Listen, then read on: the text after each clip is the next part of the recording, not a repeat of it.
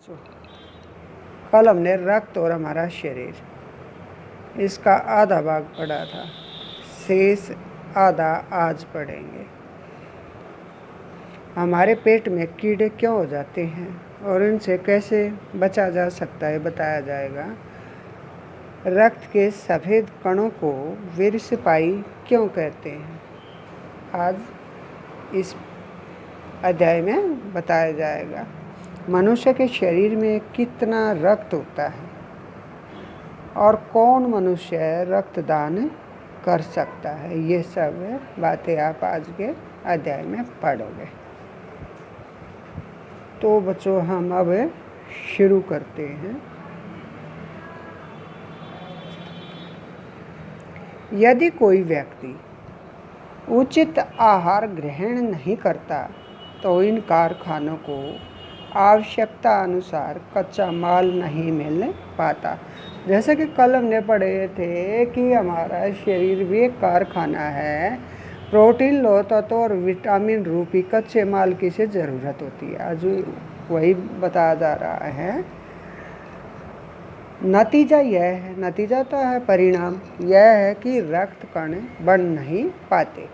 यानी जब हमें उचित मात्रा में प्रोटीन लौह तत्व विटामिन नहीं मिलेंगे तो लाल कण नहीं बन पाएंगे और लाल कणों की इसी कमी को एनीमिया कहते हैं। तो क्या संतुलित आहार लेने मात्र से हम एनीमिया से बचे रह सकते हैं? अनिल ने सवाल किया। अनिल ने कहा कि क्या हम संतुलित आहार ले लेंगे तो हमारे अंदर एनीमिया नामक जो बीमारी है वो नहीं होगी? दीदी बोली, हाँ, यह कहना काफ़ी हद तक सही होगा।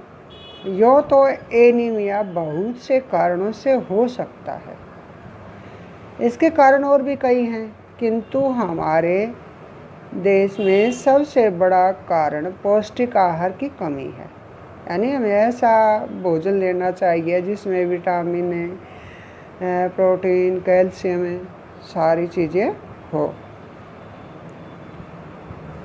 इसके अलावा इस रोग का एक और बड़ा कारण है पेट में कीड़ों का हो जाना। यानी पेट में कीड़े हो जाएंगे तो भी एनीमिया हो जाता है। तो पेट में कीड़े होने से हम कैसे बच सकते हैं? तो ये देखो, ये कीड़े प्राय दूषित जल और खाद्य पदार्थों द्वारा हमारे शरीर में प्रवेश करते हैं। यानी पेट में कीड़े क्यों होते हैं उनका कारण बताया गया है कि या तो हम गंदा जल पिएंगे या गंदे खाद्य पदार्थों का प्रयोग करेंगे। अतः इनसे बचने के लिए आवश्यक होता है, जरूरी, कि हम पूरी तरह सफाई से बनाए गए खाद्य पदार्थों को ही ग्रहण करें। यानी जो सफाई से बने गए हैं वही खाद्य पदार्थ ग्रहण करें। भोजन करने से पूर्व अच्छी तरह से हाथ धो लें और साफ पानी ही पिएं। यानी जब हम भोजन करने बैठे उससे पहले अपने हाथ अच्छी तरह से धो लेने चाहिए और जो पानी है वो भी साफ पीना चाहिए। और हाँ अनिल, एक किस्म के कीड़े भी हैं, किस्म होता प्रकार, जिसके अंडे जमीन की ऊपरी सतह में पाए जाते हैं। एक कारण और भी बताया गया है ना, ये इन अंडों से उत्पन्न हुए लार्वे त्वचा के रास्ते, त्वचा होता है खाल जिसे स्किन कहते हैं इंग्लिश में, शरीर में प्रवेश कर आंतों में अपना घर बना लेते हैं। यानी आंतों में चले जाते हैं। इनसे बचने का सहज उपाय है कि शौच के लिए शौचालय का ही प्रयोग करें और इधर उधर नंगे पैर न घूमें। तो बच्चों, पेट में कीड़े होने से बचने के लिए क्या क्या बताया गया है कि हमें दूषित जल और दूषित खाद्य पदार्थ नहीं खाने चाहिए, सफाई से बनाए गए खाद्य पदार्थों का प्रयोग करना चाहिए, भोजन करने से पूर्व अपने हाथ अच्छी तरह से धो लेने चाहिए और साफ पानी पीना चाहिए। एक अलग तरह के कीड़े भी बताए हैं जो त्वचा के रास्ते हमारे शरीर में प्रवेश कर आंतों में चले जाते हैं। तो उनसे बचने के लिए क्या उपाय करना चाहिए कि शौच के लिए शौचालय का प्रयोग करना चाहिए और नंगे पैर नहीं घूमना चाहिए। दीदी, यह तो बहुत ही महत्वपूर्ण बात बताई आपने, अनिल बोला। अनिल ने कहा, किससे? डॉक्टर दीदी से। वह पल भर सोच में डूबा रहा। पल भर होता क्षण भर के लिए चिंतित रहा। फिर बोला, आपने बताया था कि रक्त में सफ़ेद कण और बिंबाणु, प्लेटलेट कण कहते हैं जिसे, होते हैं। शरीर में उनका क्या काम है? रक्त 2 तरह का बताया था, तो अब उसके बारे में पूछता है अनिल। दीदी बोली, सफ़ेद कण वास्तव में हमारे शरीर के वीर सिपाही हैं। यानी जो सफ़ेद कण हैं वे ऐसे हैं कि जैसे वीर सिपाही होता है। जब कैसे है वो अब बताया जा रहा है, जब रोगाणु शरीर में प्रवेश करते हैं या धावा बोलना, धावा होता है आक्रमण करने की कोशिश करते हैं, तो सफ़ेद कण उनसे डटकर मुकाबला करते हैं और जहाँ तक संभव हो पाता है रोगाणुओं को भीतर घर नहीं करने देते, यानी रोगाणुओं से हमारी रक्षा करते हैं। बस संक्षेप में यूँ मान लो कि वे बहुत से रोगों से हमारी रक्षा करते हैं। रक्षा तो बचाव। और बिंबाणुओं का काम है चोट लगने पर रक्त जमाव क्रिया में मदद करना। जो बिंबाणु, एक बिंबाणु बताया था और दूसरा वो सफ़ेद कण और लाल कण, रक्त 2 प्रकार का बताया था। तो बिंबाणु जिसे हम प्लेटलेट कण कहते हैं। बिंबाणुओं का काम है चोट लगने पर जब रक्त जमा हो जाता है, जम जाता है, उसमें हमारी मदद करते हैं। रक्त के तरल भाग प्लाज्मा में एक विशेष किस्म की प्रोटीन होती है जो रक्त वाहिका की कटी फटी दीवार में मकड़ी के जाले के समान एक जाला बुन देती है। बिंबाणु इस जाले में चिपक जाते हैं और इस तरह दीवार में आई दरार क्षण में भर जाती है, यानी रुक जाता हमारा खून का बहना, जिससे रक्त बाहर निकलना बंद हो जाता है। अनिल बोला, दीदी लेकिन घाव गहरा हो तो तब तो खून बहता ही चला जाता है। हाँ, ऐसे समय में उस व्यक्ति को जल्दी से डॉक्टर के पास ले जाना चाहिए। तो क्या बताया है कि डॉक्टर के पास जल्दी जाना चाहिए। ज़रूरत समझने पर ऐसी स्थिति से निपटने के लिए कुछ टाँके भी लगाने पड़ सकते हैं, किंतु डॉक्टर के पास पहुंचने तक के समय में चोट के स्थान पर कसकर साफ कपड़ा बांध देना चाहिए। तो चोट लगने पर क्या करना चाहिए? चोट वाले स्थान पर कसकर साफ कपड़ा बांधना चाहिए। तो दबाव पड़ने से रक्त का बहना रुक जाएगा या कम हो जाएगा, जो उस व्यक्ति के लिए काफ़ी लाभप्रद सिद्ध होगा। किंतु अगर बहुत अधिक रक्त बह जाए तो उसे रक्त चढ़ाने की ज़रूरत भी पड़ सकती है, दीदी ने समझाते हुए कहा।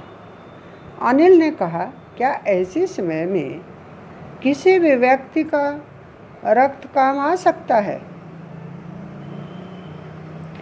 दीदी बोली, अनिल, हर किसी का रक्त एक सा नहीं होता।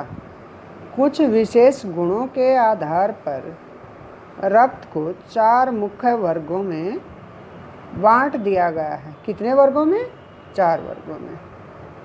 जैसे ब्लड ग्रुप किसी का ए बी ओ होता है ना, तो वे ग्रुप बनाए उसके। ज़रूरतमंद व्यक्ति के रक्त समूह की जांच करने के बाद उसी रक्त समूह का रक्त चढ़ाया जाता है। लेकिन ज़रूरत के समय यदि उस रक्त समूह का कोई व्यक्ति मिले ही नहीं, तब अनिल ने पूछा। तो उसने कहा यानी उसका जो ब्लड ग्रुप है उस का व्यक्ति नहीं मिले तो फिर क्या करेंगे? ऐसी आपात स्थिति होती है संकट के समय के लिए ही ब्लड बैंक बनाए गए हैं। प्राय हर बड़े अस्पताल में इस तरह के बैंक होते हैं जहां सभी प्रकार के रक्त समूह का रक्त तैयार रखा जाता है।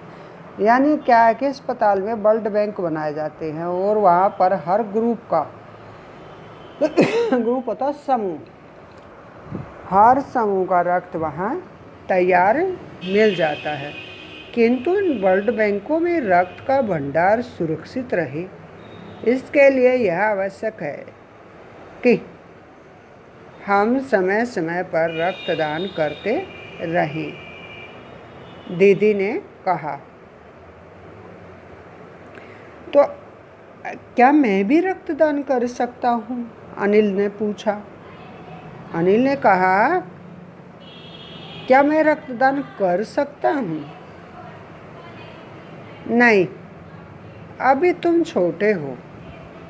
18 वर्ष से अधिक उम्र के स्वस्थ व्यक्ति ही रक्तदान कर सकते हैं। कौन कर सकता है रक्तदान? 18 वर्ष से अधिक उम्र का स्वस्थ व्यक्ति। एक समय में उनसे लगभग 300 मिलीलीटर रक्त ही लिया जाता है। एक समय हम कितना रक्त ले सकते हैं? 300 मिलीलीटर। प्राय यह समझा जाता है कि रक्तदान करने से कमजोरी हो जाएगी, किंतु यह विचार बिल्कुल निराधार है। निराधार होता है जिसका कोई आधार ही नहीं हो। हमारा शरीर इतना रक्त तो कुछ ही दिनों में बना लेता है। वैसे भी शरीर में लगभग 5 लीटर खून होता है। कितना रक्त होता है? 5 लीटर। इनमें से यदि कुछ रक्त किसी ज़रूरतमंद व्यक्ति के लिए जीवन दान बन जाए तो इससे बड़ी बात क्या होगी? दीदी समझाते हुए बोली। दीदी ने कहा, यदि हम किसी को रक्त दे दें और उसकी ज़िंदगी बच जाए तो इससे अच्छा काम और क्या हो सकता है। फिर तो बड़ा होने पर मैं भी नियमित रूप से रक्तदान किया करूँगा, अनिल ने कहा। अनिल ने क्या कहा? जब मैं बड़ा हो जाऊँगा तो मैं भी रक्तदान किया करूँगा। शाबाश अनिल, डॉक्टर दीदी ने अनिल की पीठ ठोकते हुए कहा। पीठ ठोकना तो शाबाशी, शाबाशी देना। डॉक्टर दीदी ने अनिल को शाबाशी देते हुए कहा, अनिल शाबाश। तो आज हम बच्चों इससे आगे कुछ प्रश्नों का जिक्र करते हैं जो कि आपने पाठ पढ़ा है ताकि आपकी समझ आ जाए। रक्त के बहाव को रोकने के लिए क्या करना चाहिए? चोट वाले स्थान पर कसकर साफ कपड़ा बांध देना चाहिए, जिससे दबाव पड़ने पर रक्त का बहना कम हो जाएगा। दूसरा प्रश्न है, खून को भानुमति का पिटारा क्यों कहा गया है? वास्तव में रक्त के 2 भाग होते हैं। एक तरल भाग अर्थात जिसे प्लाज्मा कहते हैं, और दूसरा वह जिसमें छोटे बड़े कई तरह के कण विद्यमान होते हैं। ये कण कुछ लाल, कुछ सफ़ेद और कुछ रंगहीन होते हैं। इन्हें प्लेटलेट कण कहते हैं, बिंबाणु भी कहते हैं। सभी कण प्लाज्मा में विद्यमान रहते हैं।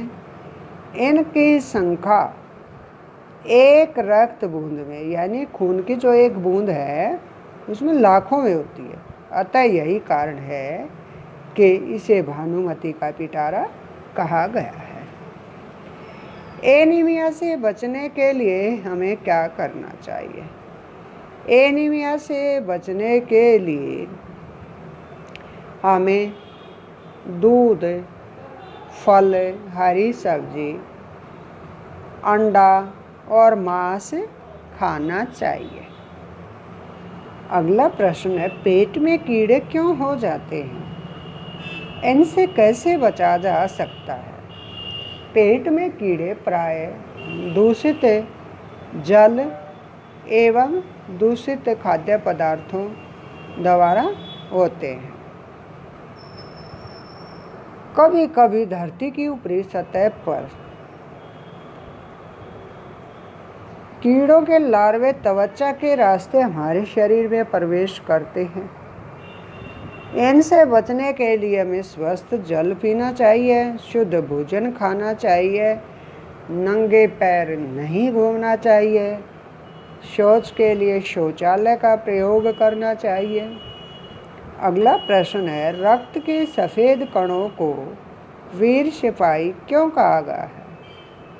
सफ़ेद कण रोगाणुओं को शरीर में प्रवेश नहीं करने देते, जिनसे हमें रोगों से मुक्ति मिलती है, रोगों से रक्षा करते हैं और लड़ने भिड़ने के लिए इन्हें वीर सिपाही कहा गया है। फिर सुनो बच्चों, सफ़ेद कण वास्तव में हमारे शरीर के वीर सिपाही हैं। जब रोगाणु शरीर पर धावा बोलने की कोशिश करते हैं तो सफ़ेद कण डट कर मुकाबला करते हैं और रोगाणुओं को शरीर के अंदर नहीं प्रवेश करने देते। ये रोगों से हमारी रक्षा करते हैं। तो बच्चों, आज यह पाठ 6 रक्त और हमारा शरीर समाप्त हुआ। आप इसे ध्यानपूर्वक पढ़ोगे।